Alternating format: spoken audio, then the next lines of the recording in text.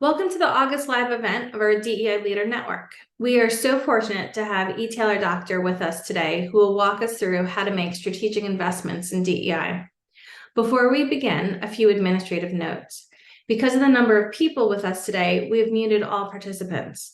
However, we welcome questions and comments at any time during the presentation. My colleagues Elizabeth Kerwin and Denise Rosemond will be monitoring the chat. We've also saved time at the end for discussion. So, since we have new participants on this month's webinar, I wanted to introduce you quickly to Diversity Works. We are a women-owned company that evaluates organizations' DEI performance using a rigorous, data-driven approach. We believe that effective DEI strategies are grounded in business drivers, and that there are many ways organizations can demonstrate their commitment to diversity, equity, and inclusion. Diversity Works created the DEI Leader Network to provide a platform for the DEI professional. We've found that the role of DEI professional can be a lonely one in many, if not most, organizations. Unless you are lucky enough to be part of a team, DEI leaders often shoulder an enormous amount of responsibility on a complex topic all on their own. So what is the DEI Leader Network? The DLN, a LinkedIn group, is intended to give informal and formal DEI leaders a community to lean on and learn from. As part of the DLN, we hold monthly live events featuring subject matter experts for those assigned the responsibility for or who have an interest in diversity, equity, inclusion in their organization.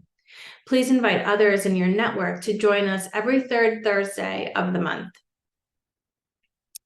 So at Diversity Works, we believe that a focus on diversity, equity, and inclusion is the right thing to do, the smart thing to do, and more relevant than ever. Diversity Works created a diagnostic framework we use with clients to help organizations strategically embed DEI into their operations and assess the effectiveness of their DEI initiatives. We believe that organizations can become more productive, innovative, and resilient by adopting a strategic approach to diversity, equity, inclusion. Today's topic, strategic investments in DEI, is an essential component of any diversity, equity, and inclusion strategy. In reviewing the Diversity Works diagnostic framework, today's topic is part of the strategy domain and connects to vision and values, business case and strategy, and leadership and accountability dimensions. So making the strategic investments in DEI is incredibly relevant today. Just looking at the headlines of major news and business publications over the past year, we've read about the backslide of DEI efforts and initiatives since 2020. The state of DEI is precarious at this time. Unfortunately for companies making the cuts, their DEI initiatives were not tied to strategy and were not executed strategically. However, just as there have been cuts, there are many organizations that remain committed to DEI and want to learn how to think and plan strategically to maintain the momentum. And this is where Diversity Works comes in.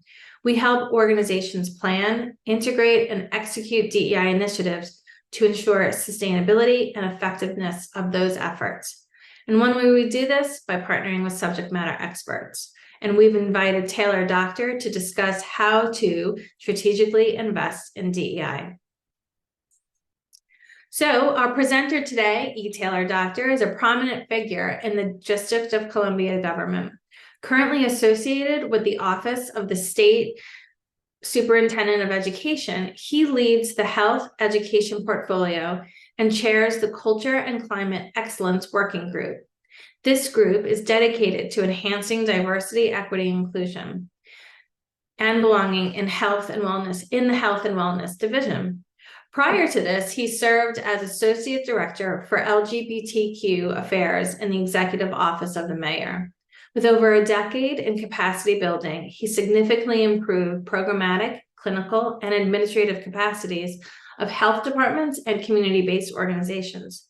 Notably, he is a designated master trainer by the CDC for HIV projects and presented at the 2018 International AIDS Conference in Amsterdam.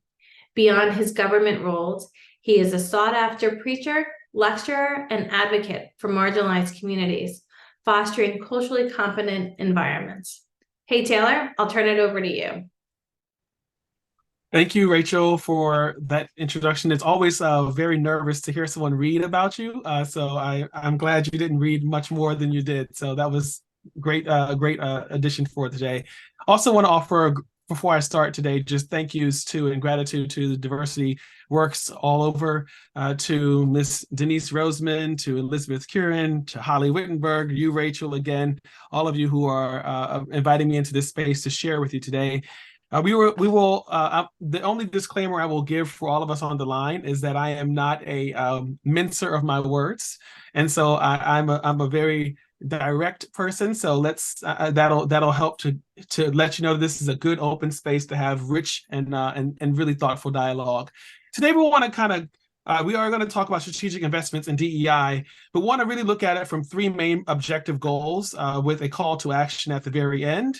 And those three are before you on the screen. We're going to review a DEIB statement that we kind of use in the work that I do at work, but I've kind of adopted it into other spaces to help us understand the tenets of DEIB. We want to look at the fiscal responsibility of DEIB and how it increases overall growth and health of the organization, and then look at how we review the cycle of scaling up and upstating strategies to support an increased understanding of DEIB. This is the statement that you see before you. It is broken apart, and it is essentially taking an organization's mission, vision, whatever it is, statement, however you want to call it, theory of action, and breaking out it or taking it apart like puzzle pieces to support the DEIB. And this kind of work is where I normally start with most people. I always say, well, what do you say is your statement of DEIB? Or what are the words you use to describe your own diversity, equity, inclusion, and belonging belief system? And then once we establish that, we break out the pieces that support what each part of the tenets of DEIB are. So I want to read it, and then we want to break out. I'm just going to, as I do so, I'll break out. You can see it before you, but I'm intentionally reading it for a reason today. That we are purposeful in our efforts to sustain, accelerate, and deepen our progress for teams across our organization. That's the why we do the work. We are acutely aware of the historical inequities that hinder access to high-quality education. That is, the systems that are created are broken. We know that is a real statement across many fields, across many disciplines, that systems have historically been full of inequities for various groups of people, various communities. And so we have to deal with the fact of it all if we're going to deal with it in an honest way and in a way that allows us to move forward in progress, that the fact is systems are broken. But we also remember that we value the diversity of teams, and that we are all come from diverse communities. Our definition includes race, gender, identity, sexual orientation, culture, religion, learning ability, economic status, language, and health differences. So it tells us that everyone is welcome at the table, right? But we also share the power that we all are in this together. And that's the part today I think is going to help us the most, that we share the power and we all have the power in sharing it to make our organizations better.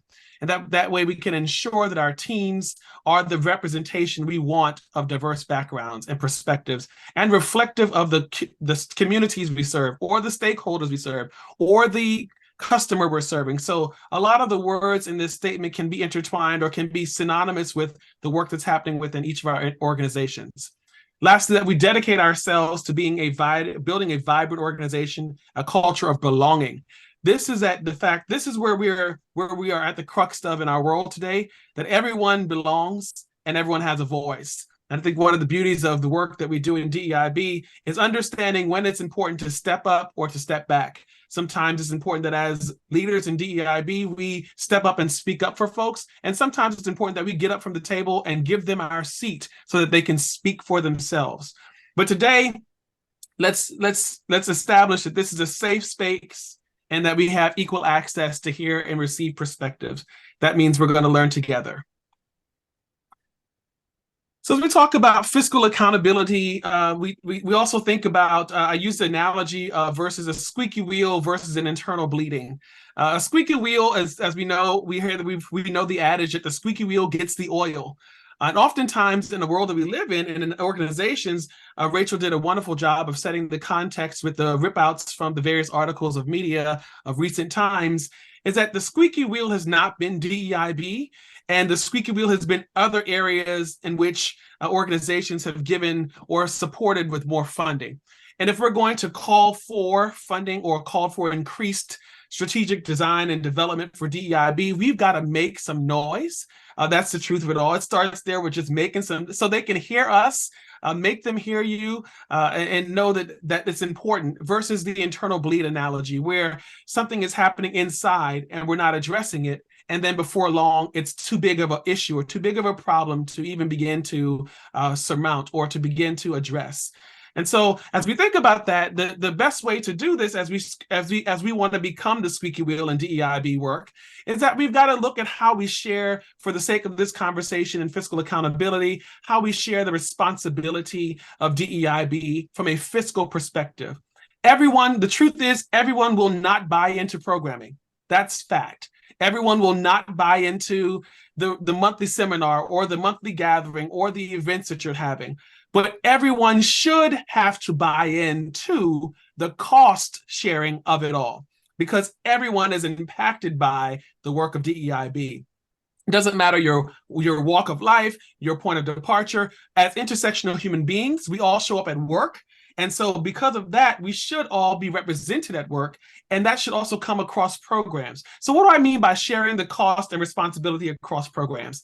That if we take the structure of an organization and there might be various teams within an organization, that each team should be supporting financially in a way from their budget the work of DEIB, and there should be a separate section for DEIB as well. So just like the budget or the fiscal operations team has a budget, maybe the programs team has a budget, maybe the policy team has a budget.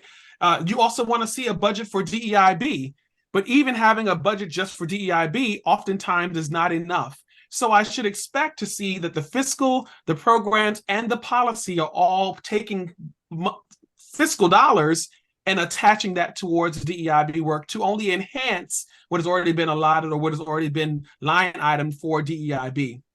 It is important to know that as we share the responsibility of this, we then we're able to see common themes. We're able to see common themes that exist within our work across portfolios. We're able to see how they support each other, how you can then cross-train, how you can then increase skill sets of team members and the productivity thereof. But DEIB as a central focus is a way to start, right? So it doesn't mean that everything is related to DEIB, right? But it does mean that we take DEIB as the pilot or as the toolkit that we're going to regurgitate in other areas to ensure that there is consistency around support and sharing. That if one team has it and the other team doesn't, then we're not really doing the work of DEIB.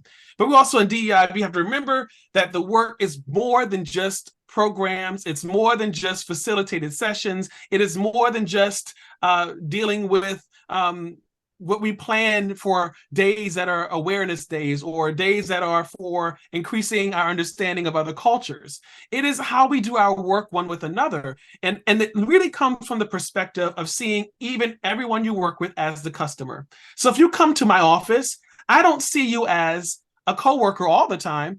Most of the times, folks coming to my office are asking, Taylor, can you help me do this? Can you give me some guidance on that? Or should I share this? Should I give you this to review? All of those types of things. I'm seeing you as the customer. And in those moments, what is the best reflection of me working or engaging with you as a customer? I want to be able to first support what you're showing me or bringing to me. That's the first key of it all. That speaks to the diversity of you as an individual. Your job is different than mine. Diversity. Point blank, bottom line is different. And if it's different for me and then it is for you, then I'm already beginning to work in a way that whether I understand it or not, I'm embodying what it means to live and work in DEIB so that I'm able to then share perspective that you may not have understood, known, or heard about before. Fiscal responsibility then comes in because as you share work across teams, you have to share sometimes resources across teams. And if DEIB is our end goal within an organization, or increased DEIB, I should say, then we have to remember that sharing that responsibility must also be present. That looks like beyond our ERGs and our affinity groups, that we're thinking about how do our customers and users work with our team functions, right? And so our policy team, our programs team, our fiscal operations team, as I use those examples from earlier, I'll draw them back in. Their work, as they work secularly together, they do work in silos sometimes, but more often than not, their work is going to cross each other. And so the DEIB, because people show up on all of those teams that look different, that come from different places, that have different backgrounds, that have different needs, that have different skill sets, that's where the DEIB comes in. How do I impact the workers on this team to be successful? That's our addressing the inclusion, that's our addressing the equity, that's our addressing the belonging. And as we look at equity, inclusion, and belonging, we're seeing then that you've got to put money where your mouth is to meet the needs of a team to be successful and to make strides in programming, professional development, and in community engagement. So as we put our money where our mouth is, we look at, I'm a person that just don't tell me what to do. Give me some fact behind it. And so I think this was a 2018 study from the Harvard Business Review. At that point, they had discovered that 70% of the 1,700 surveyed companies, and these facts are always interesting. I'm like, there are always more than 1,700 companies around the world, but we're going to choose these 1,700 and interview them, survey them, and get the responses that we need, right? 70% of companies around the world had begun then to increase DEIB efforts. And as Rachel shared with us, from that point to now, we've seen a steady decline in DEIB work in many places.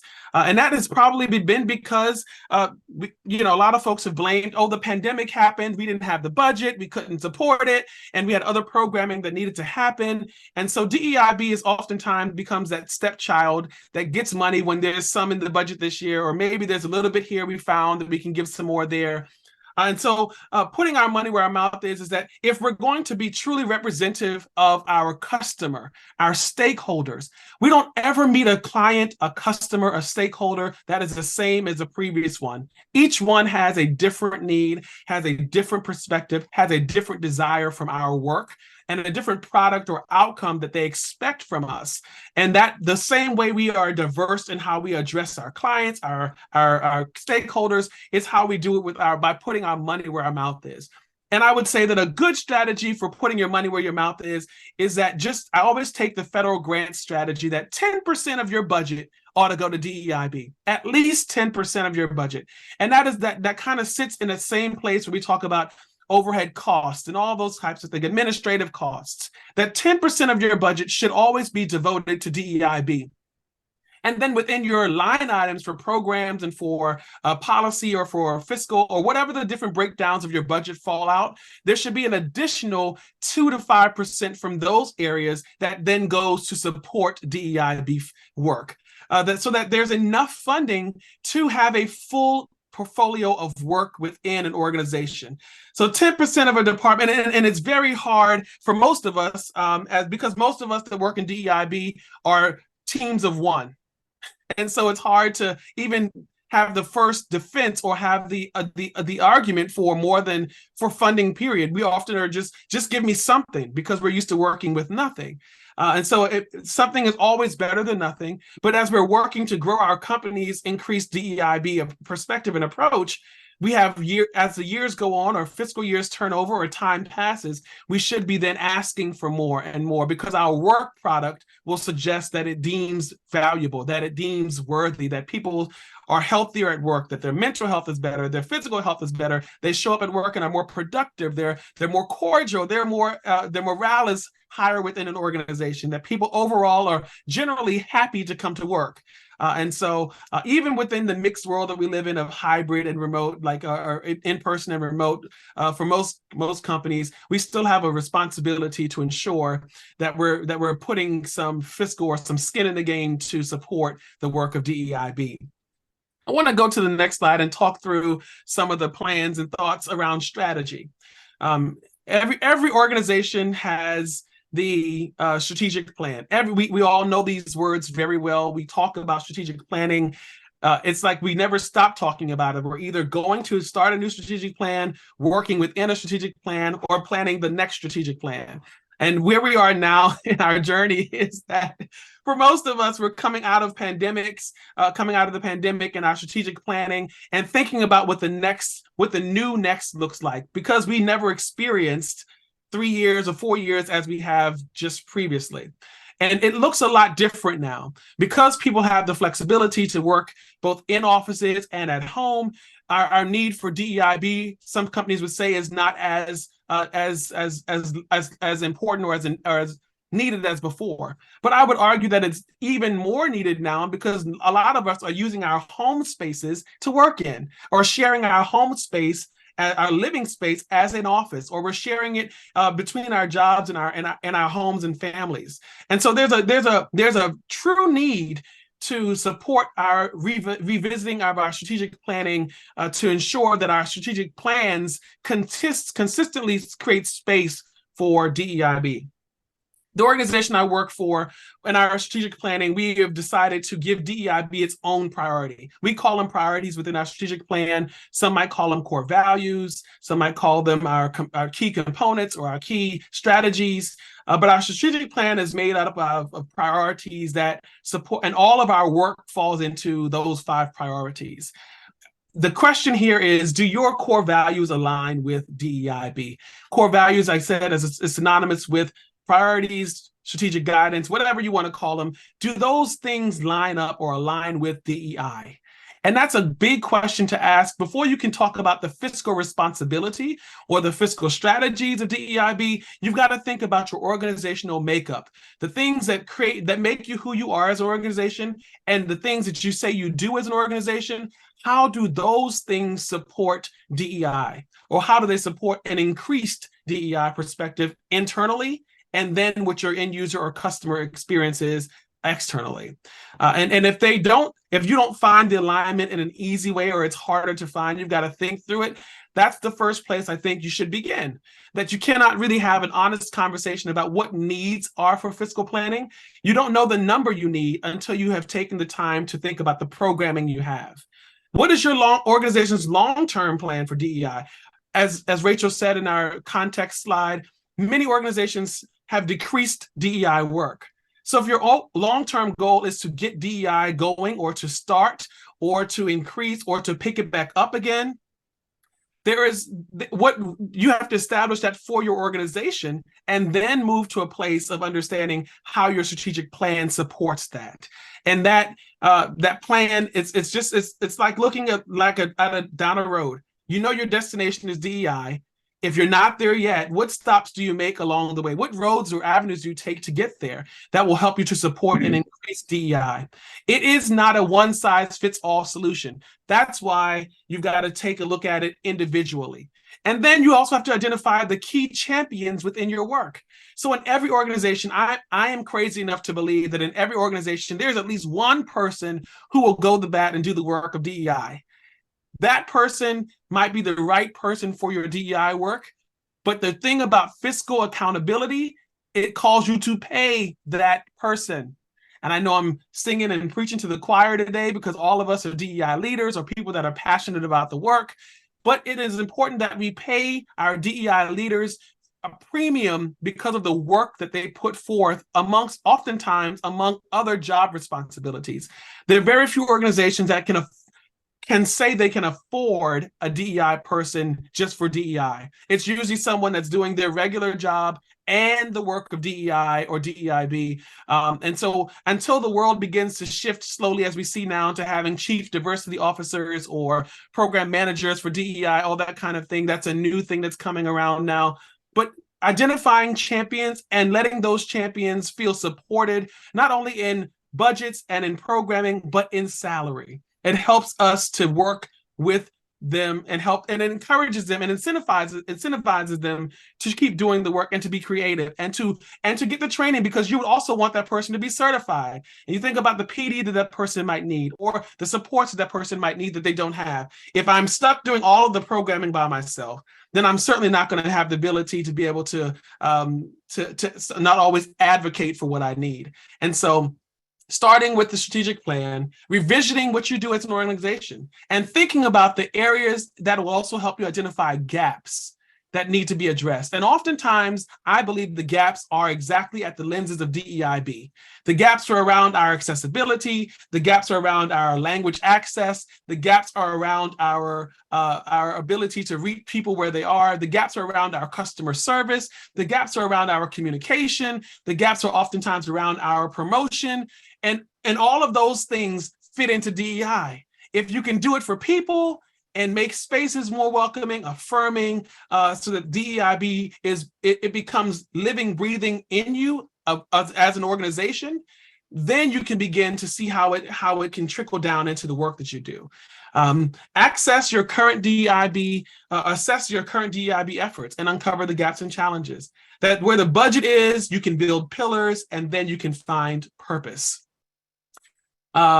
As we talk strategy, I would say, after you've looked at your strategic planning, because we're condensing this today so that we can have time for conversation, that after you've looked at your strategic planning, you also want to talk in further strategy, look at ways that you can implement DEIB across the entire organization. There are things you can do that supports everyone. Be that I think one of the biggest things about DEIB now, we don't think about some of the things we do every day that makes it easy for us to support people. I think one of the blessings of this time we live in is that we are able to work from home some.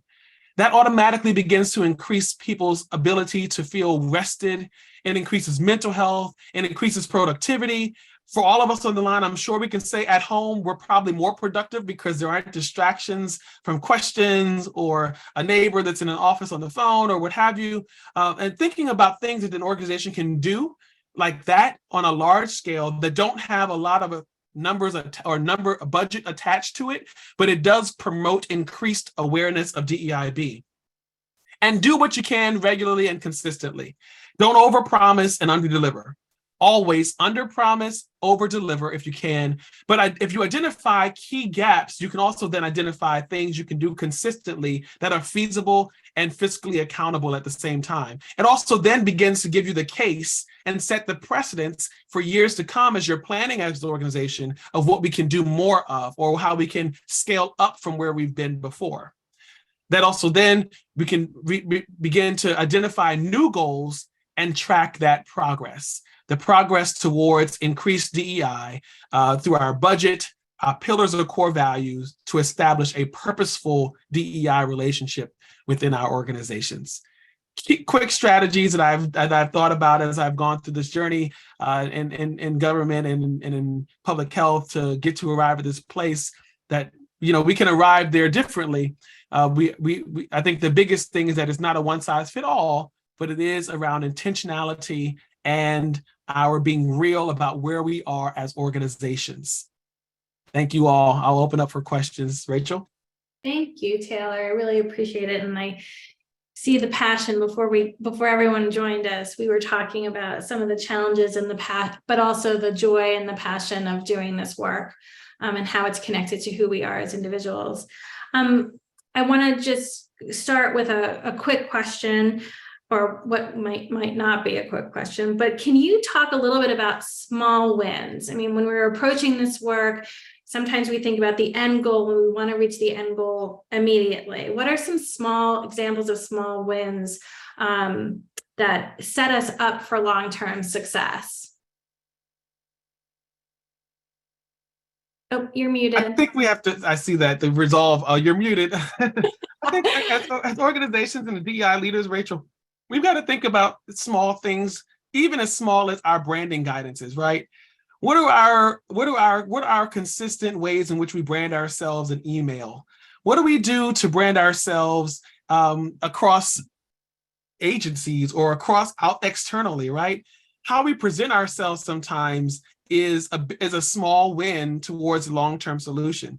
It doesn't take much to draft a DEIB statement and release it. Public press release. That's a small win. Another small win might be your organization may not have an ERG or a DEIB group, maybe dedicating a small working group of individuals of interest. Take a staff survey, and gather interests of folks who are passionate about DEIB work, and bring that group of people together and think about things that you can do to plan. Even if it's not this year, but the establishment of that group says to our organization, we are taking this seriously. And so that body might be the place that you begin to see the progress being made, and then supporting that body from the top down, right? So as leaders, it's important that anyone that's in our program staff or any parts of our organization always see leadership leading from the front. I can never expect people that are program staff or across our organization to do anything that I have not already committed to do, because then I'm not a good leader. And then empowering people to speak up. It's okay to have a listening session with folks, to hear what they would get their ideas. It costs us nothing as organizations to have a focus group with our internal folks that work with us. What do you want to see in DEIB? Do you have an understanding of DEIB? What does it look like to you? Those kinds of things are small wins, because it says to people that you're beginning to move the needle in a direction that supports everyone. I know from my own experience, the small wins help to build more confidence to then, accumulate into larger wins or, larger asks of my organization. Yeah. How would you initiate this work if this is a brand new idea? We've never really looked at DEIB. Maybe we have a statement, but we haven't really referred to it. What recommendations do you have for that? Yeah, I think the first thing I would do if I were in that position, an organization just now getting into this work, just sticking your toe in the water, so to speak. I think the first thing you might want to do, or something that you would want to, a point you would want to start at, is after you've identified that statement or you thought about that process, you've got to have some real conversations that with people. I think it begins with conversations. That's a first place to start, to have so that you can establish an understanding of that. This is what we say as an organization when we mean DEIB. That might cause our statements to change. That might cause our perspectives to change. But it starts with a conversation, and then I think it begins to start with a strategy, right? It starts with not a strategic plan, a strategy, meaning we say that we will do this by this date, and make it a very short timeline. So if today is August 17th, by December 17th, exactly 3 months from now, we'll be able to say that we have done this or that we have done that. Right? Or 3 months from now, we'll say that we have increased this avenue for our staff to feel supported, and we partnered with this organization that does grief counseling or does life coaching, and it's at no cost to us, but it's for our staff to take advantage of. Those types of things, there are always things you can do, and you find that out from having conversations. Maybe it's that in 3 months, we've decided that we're going to increase our use of preferred pronouns in our email signatures. That's one thing that I know that my organization did that changed how folks interacted with us. Because immediately when someone sees your signature, E-Taylor, Dr., he, him, his, automatically they say, oh my goodness, I already feel included because I'm learning already what someone else's pronouns are. And I feel welcome to either share mine or know that this is a place that supports, various communities. If we look at, then we can look at other things beyond that. But I think general small things, conversations begin it all, and then taking a launch pad from there. Small wins, not ultimate projects, small wins. So I'm curious, changing your, your signature to include your pronouns, that doesn't, cost any money in terms of, a budget. But if we go back to budgeting, can you talk a little bit about what's the budget that should support, in best case scenario, what's the best budget to support DEIB programming, both in your own department, but then also, you threw out 1 or 2%, but then across the organization, what percentage of the budget should be dedicated to DEIB? Yeah. I say 10%. That could be a big number for organizations, because 10% of a budget could be a lot of funding, right? I think that's where we have to be realistic with ourselves and say, well, my organization, we can consistently afford to do 3 or 4% over the next 3 fiscal years, and then we can plan to increase that. I say whatever that number is, it takes you being honest about your budget, and it will be sacrificial. That's the part of DEIB that it's not that part of the work that's already intertwined in our thinking always. It's really like a sacrifice of time and commitment for people that are doing the work.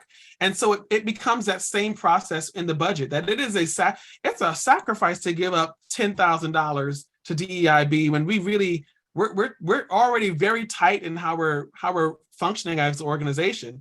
But that $10,000 could increase our programming. It could allow us to bring in a couple speakers throughout the year. It could allow us to subscribe to a podcast that helps talk through DEIB themes. It could do so many things for the organization as a whole. And I think I say 10%, but if 10% is too much, look at just what can you do consistently and regularly, and maybe that's 3% or maybe that's 5% for an organization. And then within a programmatic team, I think as a program manager, I have a little bit more autonomy with the budget than I do for the agency budget. So I may be able to commit more of my program budget to support DEIB. I also would say that, and I'll use myself as an example, within my small team, I have encouraged everyone that reports to me to find ways to increase DEIB in all of their portfolio work. So if the work they're doing does not include DEIB in some way, shape, or form, we're going back to the drawing board, because it doesn't cost you anything to think, to be creative, to rewrite the plan. I'd rather us take more time to deliver it than to give something rushed that's not inclusive or that doesn't support and increase DEIB in the ethos of our work.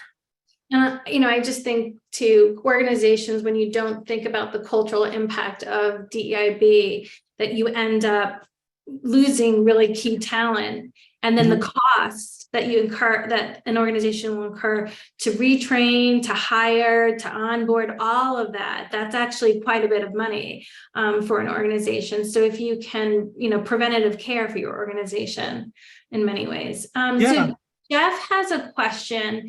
Thanks, Jeff, for your question. How would we leverage the benefits and momentum of DEIB and how and where we direct health and care delivery work? So very specific. Specifically, we are forming a physician mutual health plan similar to an ACO to address disparities in markets with high area deprivation indices. These are mostly urban markets with largely racial and ethnic minority communities. It's a weighty question. It's also in the chat. Yeah, I see. So I think you started to answer the question yourself there, Jeff. And when you say healthcare and health delivery, I don't remember if you remember the DEIB statement we had up earlier. The first part of it talks about why we do what we do. And I think that's where you've already established the why we do what we do.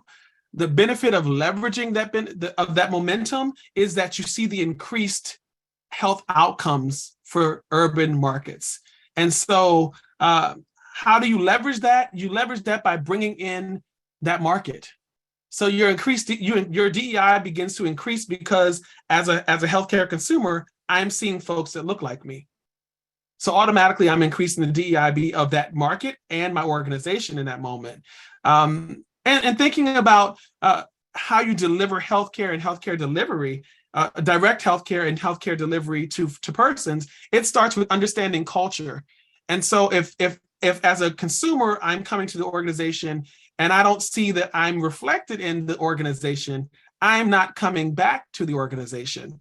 And that's how we begin to leverage our healthcare, leverage our DEIB, and then leverage our outcomes. That we show each other there's a commitment from the organization to the community, and then vice versa. But you can't expect the community to come in or to increase. You can't expect to see there to be an increasing in healthcare outcomes without first showing the community what they need to see to make you a trusted source. Because automatically the DEIB will be addressed there. We're looking at racial and ethnic minority communities. And historically, there's been the system, we know the system has been broken for those communities, specifically within healthcare. So it might be important to hire doctors and healthcare providers that are racially and ethnic diverse persons. That might be the leveraging of that. Thank you. Timothy has a question specific to belonging and what specific investments an organization can make to help bolster belonging within its workforce. Yeah, we did this same kind of thing at my company recently. We did what we called a DEIB tea time, where we focused. Once a month we came together, had tea, literally, read articles, watched podcasts, read books around belonging, specifically for cultures. and how that shows up in work. We compared belonging to unconscious bias within the workplace. And that when I feel that there's a place for me in the work that I do, then I show up at work healthier. So the specific investment I think an organization can make in bolstering belonging is to promote cultural awareness of different communities. So as you know, the awareness days happen throughout the day: Asian Pacific Islander Day, Women's Equity Day, HIV/AIDS Day for youth, same for adults, women, men. Maybe it's Coming Out Day. Maybe it is, there's so many awareness days throughout the calendar year. Bolstering belonging can look like intentionally planning some kind of engagement with that particular community on an awareness day and allowing that community to help formulate the planning of it. Because then I feel like I have an ownership in this work. And then I feel more connected to the work and therefore feel like I belong in the work. Mm-hmm. Can you speak to a few ways that you've employed over time to strategically increase your DEIB funding? How do you do it if you don't have it? How do you find it? It's hard. I will say that what we've done and work before is that we have done programming that was free and then shown the difference if it had been covered with some money. Like you can see, you can only ask folks to do but so much for free. And there's always it's like the subscription plan, right? The free trial gives you access for 7 days. But if you buy that plan for that monthly rate, you get all the world opened up to you. And I think that's how you have to kind of, it's a balancing beam. You also have to know you have to give and get, right? So what is the promise you can make that this will bring if we put this funding forward?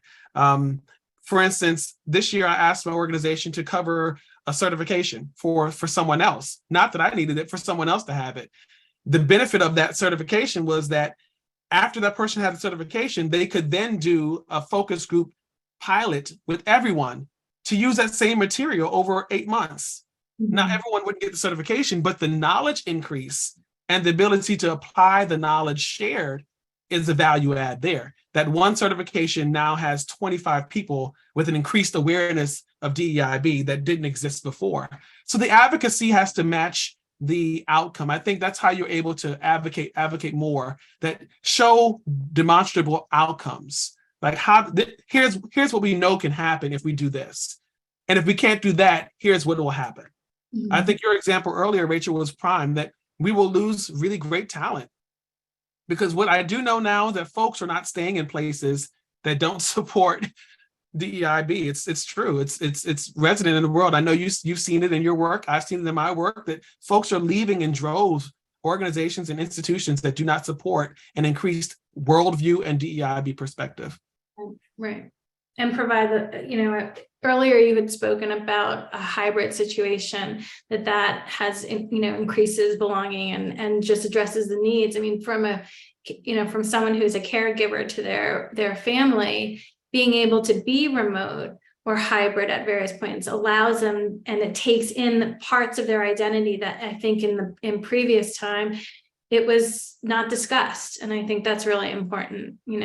How can you help them to be their best selves, both in and outside of the organization? And then how do you ground that in strategy and in your vision and your values? Rachel, someone had a question or made a statement about the business case, which I think is great. We always start out with that. I'd like them, Arlene, if you don't mind, go ahead and tell us about how your company is incorporating the business case. That's one of the pillars that we really focus on and think that it makes sense to understand the business case to really stretch out what is a DEIB. Yeah, I was actually just typing out the response in the chat for y'all. But basically, in my particular case, as Taylor mentioned earlier, my company had DE&IB initiatives even before I got there. So they had since 2009, but budgeting, activations, passion for it had pretty much dwindled down by the time I started with the company in 2018. So I was charged with basically like rejuvenating and reinvigorating our multicultural initiative. So that all started with research focus group to determine, I wanted to make sure I got leadership buy-in, and more budget so that I can really put a solid plan together and make an impact. And because I'm also in the medical device field, that whole point, I think someone earlier wrote about the medical, you want to be treated by someone that's in your community because then they understand you. It's also aspirational, right? When I'm Hispanic, so if I go to the doctor and she or he is Hispanic, that's aspirational because I know there's a possibility for me. I can do that too. So there was a lot of ideas that I had rolling in my head, but I knew that I needed that business case. So we started with the research on a focus group that was specific to my industry. And then also had a layer of my product specifically. And within that, I was able to show that between Black, Hispanic, and Asians, compared to the general market, our satisfaction rate and our repurchase rate were much higher within the multicultural communities. So that allows for significant growth in sales. So there's two things. Since I'm in marketing, I focus on the external multicultural initiatives, but HR focuses on the internal with the employees. So everything I do is outward facing. And just showing them the growth, the opportunity for growth there, and that translates to millions of dollars, it made financial sense. Sure, you can have another couple $100,000 this year. Yeah, I totally agree with that, Arlene. Thank you for sharing that perspective from that external perspective. I want to add to that internally, as the business case also to that point is as we see folks are healthier, happier at work, productivity drives up, which allows us to do more, bring in more. That bottom line continues to go up. That's another business case to support just what you were saying just now. So I thank you, Jeff, for sharing that in the chat that you just shared. That big wins in communities of color are huge for how we engage and how we make improve the lives of stakeholders, and shouting that louder, and also showing up and being the change you want to see. I think that also helps as well. I think from time to time we forget that sometimes we're all humans, and that humans need humanistic touch sometimes to make the world a better place. And that if we all just lived in that regard more, we might see better changes. Mm-hmm. Thank you for that. Yeah.